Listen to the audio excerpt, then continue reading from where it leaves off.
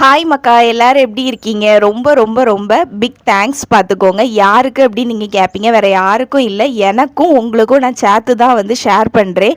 என்ன திடீர்னு வந்து பிக் தேங்க்ஸ் அப்படின்னு சொல்லிட்டு நமக்கு வந்து சொல்கிறாளே அப்படின்னு நீங்கள் நினைப்பீங்க. அதுக்கு ஒரு ரீசன் இருக்குது.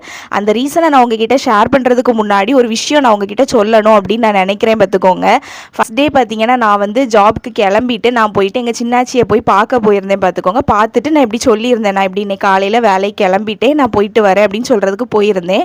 அவங்களும் பார்த்தீங்கன்னா ப்ளெஸ் பண்ணாங்க. ப்ளெஸ் பண்ணிக்கிட்டு அவங்க ஒரு வார்த்தை சொன்னாங்க. பார்த்துக்கோங்க, அந்த வார்த்தையை கேட்டதுமே எனக்கு புழு புழு புழு புழுன்னு அழுக வந்துட்டு. பார்த்துக்கோங்க, சத்தியமாக எனக்கு வந்து கண்ணெல்லாம் கெட்டி ஒரு மாதிரி ஷிவரிங் ஆகிடுச்சு.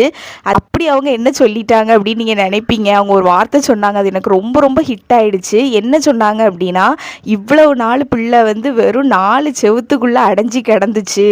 ஏன்னா சீரியஸாகவே பார்த்தீங்கன்னா நான் இப்போ இருக்கிறது வந்து எங்கள் வீட்டோட மாடி. பார்த்துக்கோங்க, இங்கே தான் நான் வந்து உட்காந்து ஃபுல்லாகவே படிப்பேன். உங்களுக்கே தெரியும், வீடியோஸ்லாம் பார்த்துருக்கீங்க.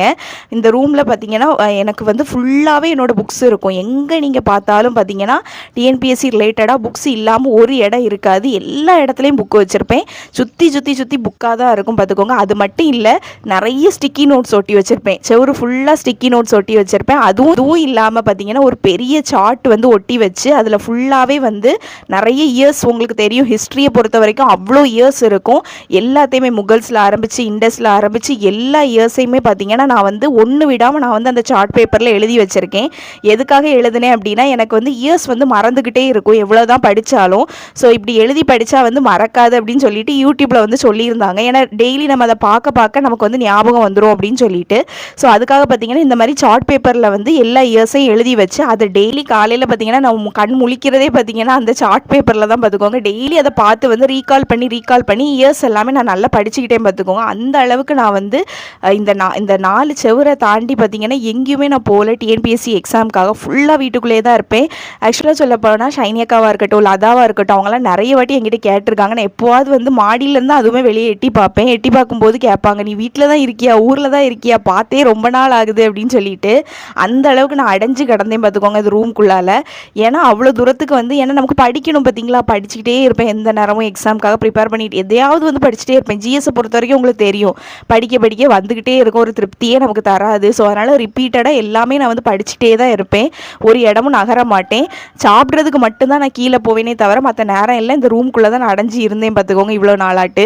அது வெளியில் நான் யாரையுமே பார்க்கல அப்படிங்கிறத தாண்டி எங்கள் வீட்டிலே பார்த்தீங்கன்னா நான் எங்கள் அம்மா கிட்டே பேச மாட்டேன், எங்கள் அப்பா கிட்டே பேச மாட்டேன். ஏன்னா எதுக்குமே நான் டைம் ஒதுக்காமல் ஃபுல்லாக வந்து படிக்கணும் அப்படிங்கிற ஒரு விஷயத்துக்கு மட்டுமே ஃபோக்கஸ் பண்ணி இருந்துட்டேன். பார்த்துக்கோங்க, எனக்கு எங்கள் அப்பா கிட்டே பேசுகிறதுங்கிறது அவ்வளோ பிடிக்கும். ஏன்னா நானும் எங்கள் அப்பாவும் பார்த்தீங்கன்னா 99% வந்து அரசியல் தான் பேசுவோம். ஸோ நிறைய விஷயம் பார்த்தீங்கன்னா அரசியல் பற்றி எனக்கு வந்து டீச் பண்ணதே எங்கள் அப்பா தான். ஸோ அதனால் அவங்கக்கிட்ட பேசும்போது எனக்கு ரொம்ப ஜாலியாக இருக்கும்.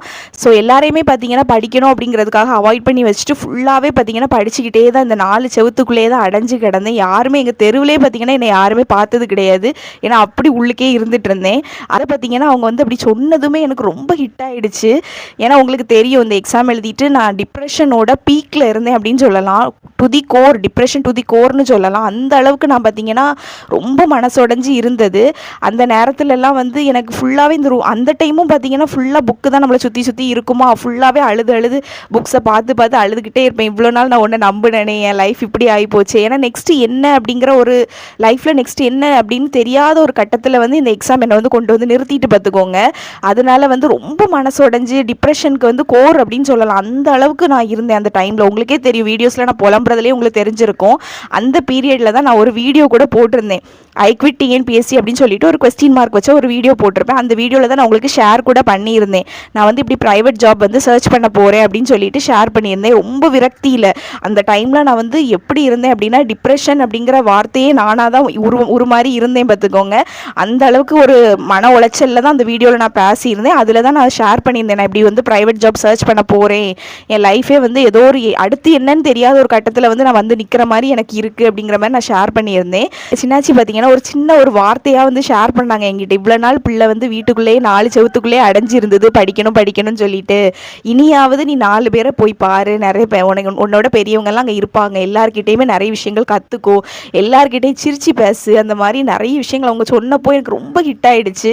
ஆமாம் இல்லை, அப்போ இவ்வளோ நாள் நம்ம வந்து ஒரு 4 செவத்துக்குள்ளே தான் நம்ம வாழ்க்கையே இருந்துச்சு, இனிமேல் தான் நம்ம வந்து எல்லாரையுமே பார்க்க போகிறோம், ஜாலியாக பேச போகிறோம், அந்த மாதிரி அவங்க சொன்னதுமே ரொம்ப ஹிட் ஆகிடுச்சு பார்த்துக்கோங்க எனக்கு அது. ஸோ இதில் எதுக்கு நீ வந்து எங்களுக்கு தேங்க் பண்ணுற அப்படின்னு நீங்கள் கேட்குறது நியாயம்தான். அண்ட் நான் எனக்குமே தேங்க்ஸ் சொல்லிக்கிறேன். அது எதுக்கு அப்படின்னு நான் இப்போ ஷேர் பண்ணுறேன் உங்களுக்கு.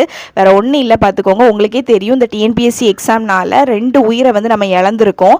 அந்த 2 பேருமே பார்த்தீங்கன்னா வந்து கண்டிப்பாக டிப்ரெஷனோட பீக்கில் இருந்திருந்தனால தான் கண்டிப்பாக அவங்க இப்படி ஒரு டிசிஷன் எடுத்திருக்காங்க. ஏன்னா லைஃப்பில் அடுத்து என்ன அப்படின்னு தெரியாத ஒரு கட்டத்தில் தள்ளப்பட்டதுனால தான் அவங்க கண்டிப்பாக இந்த டிசிஷனை எடுத்திருப்பாங்க அப்படின்னு நான் நினைக்கிறேன் பார்த்துக்கோங்க. ஸோ அதே ஒரு ஸ்டேஜில் தான் நானுமே இருந்துட்டு இருந்தேன். சொல்லப்போனால் அந்த பீரியடில் நானுமே அந்த மாதிரி ஒரு ஸ்டேஜில் தான் உட்காந்துட்டு இருந்தேன். ஆனால் என்கிட்ட இருந்த ப்ளஸ்ஸான ஒரு விஷயம் என்னென்னா, நான் வந்து என் மனசில் என்ன கஷ்டம் இருந்தாலும் நான் புலம்பிடுவேன், அழுதுருவேன், புலம்பி என்னதாவது ஒன்று பண்ணி வந்து ஆனாலும் இந்த 4 செவத்தை விட்டு நான் வெளியில் போகலை. இந்த 4 செவத்துக்குள்ளே இருந்து ஃபோன் பண்ணி தான் ஷைனி அக்காட்டையும் சரி, இல்லை அதாட்டையாக இருக்கட்டும் சரி, எங்கள் அம்மா கிட்டேயா இருக்கட்டும் சரி, எல்லாருக்கிட்டையுமே வந்து புலம்பி இருந்தது. ஸோ அந்த மாதிரி ஒரு அதாவது மனசில் எதுவுமே இல்லாமல் ஓப்பனாக வந்து நான் எல்லாத்தையுமே பேசி தீர்த்துருவேன். அதனால தான் பார்த்தீங்கன்னா என் மைண்டில் வந்து எந்த ஒரு தப்பான டிசிஷனும் வராததுக்கு காரணம். என்னதான் நான் வந்து டிப்ரெஷனோட பீக்கில் இருந்தாலுமே நான் வந்து புலம்பி தீர்த்துட்டேன் அப்படிங்கிறதுனால பார்த்தீங்கன்னா எனக்கு வந்து அந்த தப்பான எண்ணம் அப்படிங்கிற சைடுக்கு நான் போகலை. மற்றபடி பார்த்தீங்கன்னா நான் வந்து டு தி கோர் வந்து டிப்ரெஷனில் தான் உட்காந்துட்டு இருந்தேன். அந்த டைமில் தான் நான் உங்ககிட்ட வீடியோஸில் வந்து நான் நிறைய விஷயங்கள் நான் ஷேர் பண்ணுறதா இருக்கட்டும், என் மனசில் இருக்கிறத ஓப்பனாகவே நான் பேசுவேன். எனக்கு இப்படிலாம் தோணுது, இந்த மாதிரி மோட்டிவேஷன் பற்றி கூட நான் வந்து ஒரு பாயிண்ட்டை வந்து நான் ஷேர் பண்ணியிருப்பேன். ஒரு சிலருக்கு பிடிக்கலன்னு ஷேர் பண்ணியிருந்தாங்க, நிறைய பேர் வந்து கனெக்ட் பண்ணிக்கிட்டாங்க. மோட்டிவேஷன் பற்றி கூட அந்த வீடியோவில் நான் வந்து எனக்கு என்ன தோணுதோ அதை ஓப்பனாக நான் வந்து ஷேர் பண்ணியிருந்தேன் பார்த்துக்கோங்க. ஏன்னா நான் அப்போ இருந்தது வந்து டிப்ரெஷன் டு தி கோரில் இருந்துட்டு இருந்தேன். அதனால் எனக்கு என்ன மனசில் பட்டுச்சோ அதை ஓப்பனாக நான் வந்து சொல்லியிருந்தேன். அப்போ அந்த வீடியோவில் கூட பார்த்தீங்கன்னா ஒரு சிலர் வந்து நான் மோட்டிவேஷன் பற்றி பேசின விஷயத்த வந்து ரொம்ப நீங்கள் வந்து வேறு மாதிரி பேசுகிறீங்க, இதெல்லாம் வந்து இப்படிலாம் இப்போ கிடையாது அப்படின்னு சொல்லிட்டு என்னை நிறைய ஹார்ஷ் வேர்ட்ஸில் வந்து பேசியிருந்தாங்க. அவங்களுக்கு நான் கொடுத்த ரிப்ளையுமே அதுதான், இது என்னோட போவ், இதை நான் வந்து சேஞ்ச் பண்ணிக்கணும்னு அவசியம் இல்லை, உங்களோட போவ் அப்படி இருக்குன்னா அதை நான் ரெஸ்பெக்ட் பண்ணுறேன், அவ்வளோதான். ஏன்னா இது என்னோட பாயிண்ட் ஆஃப் வியூ, இதை நான் ஏன் சேஞ்ச் பண்ணிக்கணும், இது எனக்கு மோட்டிவேஷன் பற்றின இருக்கிற ஒரு பாயிண்ட் ஆஃப் வியூவை தான் நான் அந்த வீடியோவில் ஷேர் பண்ணியிருந்தேன். ஸோ அதை வந்து நான் சேஞ்ச் பண்ணிக்க முடியாது, இதுதான் என்னோட பாயிண்ட் ஆஃப் வியூ. உங்களோட பாயிண்ட் ஆஃப் வியூ வேறு அப்படின்னா அதையும் என்னால் சேஞ்ச் பண்ணிக்கோங்கன்னு சொல்ல முடியாது. அதை நான் ரெஸ்பெக்ட் பண்ணுறேன். ஓகே, உங்களுக்கு உங்களோட பாயிண்ட் ஆஃப் வியூ வேறு அப்படிங்கிறத நான் ரெஸ்பெக்ட் பண்ணுறேன் அப்படின்னு நான் அவங்ககிட்ட ஷேர் பண்ணியிருந்தேன், அவங்க அந்த மாதிரி கமெண்ட்ஸ் பண்ணவங்க கிட்ட. ஸோ இந்த மாதிரி போய்கிட்டு இருந்த டைமில் தான் பார்த்தீங்கன்னா வீடியோஸ் மூலமாக நான் வந்து என்னோட ஹார்ட் ஃபீலிங்ஸ் எல்லாமே நான் உங்ககிட்ட ஷேர் பண்ணிக்கிட்டே இருந்தது. அந்த டைம்லலாம் அவ்வளோ கமெண்ட்ஸ் நீங்கள் பண்ணுவீங்க, எனக்கு அவ்வளோ கமெண்ட் வந்து என்ன எப்படி இருக்கும் அப்படின்னா, டிப்ரெஷனில் போயிடாத, எதுனாலும் நீ வந்து எங்ககிட்ட ஓப்பனாக ஷேர் பண்ணு, அம்மா கிட்ட பேசு, பக்கத்தில் உள்ளவங்க கிட்ட பேசு, எதையுமே வந்து மைண்டில் வச்சுக்காத, ரிலீஃப் ஆகு. ஏன்னா என்னோட ஸ்டேஜில் தான் நிறைய பேர் இருந்துட்டு இருந்தீங்க. இந்த வீடியோ பார்த்த டிஎன்பிஎஸ்சி எக்ஸாம் எழுதுன எல்லாருமே நான் எப்படி டிப்ரெஷன் டு தி கோரில் இருந்தனோ அதே சிச்சுவேஷனில் தான் இருந்துட்டு இருந்தீங்க. அப்படி இருந்துமே கூட என்கிட்ட வந்து நிறைய பேர் ஆறுதல் சொல்லிட்டு இருப்பீங்க, எதுவுமே வந்து ஃபீல் பண்ணாத, நெக்ஸ்ட் பார்த்துக்கலாம், இதிலே லைஃப் முடிஞ்சு போயிடாது, கண்டிப்பாக லைஃப் வந்து இன்னும் இருக்குது பார்த்துக்கலாம் அப்படின்னு சொல்லிட்டு நிறைய பேர் வந்து எனக்கு சொல்லியிருந்தீங்க. ஸோ அதுக்கெல்லாம் தான் பார்த்தீங்கன்னா நான் வந்து பெரிய பெரிய தேங்க்ஸ் வந்து நான் சொல்லணும் அப்படின்னு நான் நினைக்கிறேன் பார்த்துக்கோங்க. ஏன்னா எனக்கே ஏன் தேங்க் பண்ணிக்கிட்டேன் அப்படின்னா வந்து இவ்வளோ பெரிய விஷயத்துலேருந்து நானுமே வந்து வெளியில் வந்திருக்கேன். ஃபுல்லாக நான் வெளியில் வந்துட்டேனான்னு கேட்டேன்னா கிடையாது, கொஞ்சம் வெளியில் வந்திருக்கேன். இருந்தாலும் எனக்கு வந்து ஒரு ஹோப் இருக்குது, ஓகே நம்ம லீட் பண்ணிடலாம் நம்ம லைஃப்பை நெக்ஸ்ட் அப்படின்னு சொல்லிட்டு லீட் பண்ணிடலாம்னு அப்படி ஒரு ஹோப் வந்திருக்கு எனக்கு. அந்த ஹோப்புக்கான காரணம் என்னென்னா இவ்வளோ பெரிய ஸ்டேஜில் இருந்து நான் வெளியில் வந்ததுனால தான். ஸோ அதுக்காக நான் வந்து தேங்க் பண்ணிக்கிறேன். ஸோ இந்த விஷயத்துலேருந்து நான் வெளியில் வரதுக்கு வந்து ஜஸ்ட்டு நான் மட்டும் காரணம் கிடையாது, லதாவாக இருக்கட்டும், ஷைனி அக்காவாக இருக்கட்டும், எங்கள் அம்மாவாக இருக்கட்டும், எங்கள் அப்பாவாக இருக்கட்டும், அப்புறம் வந்து என் ஃப்ரெண்டாக இருக்கட்டும். என் ஃப்ரெண்டு ஊருக்கு வர நேரம்லாம் பார்த்தீங்கன்னா என்னை வந்து வெளியில் கூட்டிகிட்டு போவாங்க. உங்களுக்கே தெரியும், வீடியோஸில் நீங்கள் பார்த்துருப்பீங்க, வீட்டுக்குள்ளேயே ஏன் அடைஞ்சு கிடக்கிற, வெளியில் வா, நம்ம வந்து கடைக்கு போகலாம், அங்கே போகலாம், போத்திஸ் போகலாம் அப்படின்னு சொல்லிட்டு அவங்க துணி எடுக்க போகும்போதெல்லாம் என்னையும் கூட்டிகிட்டு போவாங்க ட்ரெஸ் எடுக்க நேரம். அந்த மாதிரி வெளியில் எல்லா இடம் போய் அப்படி கொஞ்சம் அந்த விஷயத்துலேருந்து வெளியில் வந்துட்டேன் பார்த்துக்கோங்க. கொஞ்சம் கொஞ்சமாக வெளியில் வர ஆரம்பித்தேன். ஸோ அப்படி ஃபுல்லாக வெளியில் வந்துட்டேனான்னு எனக்கு தெரியல. இப்போ என்னோட கண்டிஷன் எப்படி இருக்குது அப்படின்னா, நான் வந்து ஒரு ரிலீஃபாக இருக்குது அப்படின்னு சொல்லலாம் பார்த்துக்கோங்க. ஏதோ ஒரு விஷயத்தில் வந்து அடைஞ்சு ஒரு ஏதோ ஒரு விஷயம் மனசுக்குள்ளே அடைஞ்சி இருந்துட்டு இருந்த மாதிரி இருந்துச்சு. அந்த விஷயத்துலேருந்து ஏதோ கொஞ்சம் வந்து நான் வந்து ரிலீஃப் ஆன மாதிரி ஒரு ஃபீல் இருக்குது. மற்றபடி நான் ஃபுல்லாக வெளியில் வரல. கொஞ்சம் எனக்கு வந்து ஒரு ரிலீஃபாக இருக்குது. ஏன்னா இப்போ நான் புதுசாக நிறைய பேரை பார்க்குறேன், டெய்லி பார்க்குறேன், நிறைய பேர்கிட்ட பேசுகிறேன், எல்லாருக்கிட்டையுமே நிறைய விஷயம் நான் லேர்ன் பண்ணிக்கிறேன். அப்படிங்கிறப்போ எனக்கு வந்து கொஞ்சம் வித்தியாசமாக இருக்குது. ஸோ அதுவே எனக்கு வந்து கொஞ்சம் ரிலீஃபாக இருக்குது. இதில் நான் ஃபுல்லாக நான் வெளியில் வர ட்ரை பண்ணிகிட்டு இருக்கேன். பார்த்துக்கோங்க, புக் ரீடிங் வந்து எந்த அளவுக்கு பிடிக்கும் அப்படின்னு நான் உங்ககிட்ட ஷேர் பண்ணியிருக்கேன். நான் இந்த அளவுக்கு இப்போ இப்படி இருக்கிறேன்னா அதுக்கு காரணமே புக்கு தான் அப்படின்னு சொல்லிட்டு நான் உங்ககிட்ட ஷேர் பண்ணியிருப்பேன். அந்த அளவுக்கு பார்த்தீங்கன்னா புக் என்னோட லைஃப்பில் மேஜர் ரோல் ப்ளே பண்ணியிருக்கு.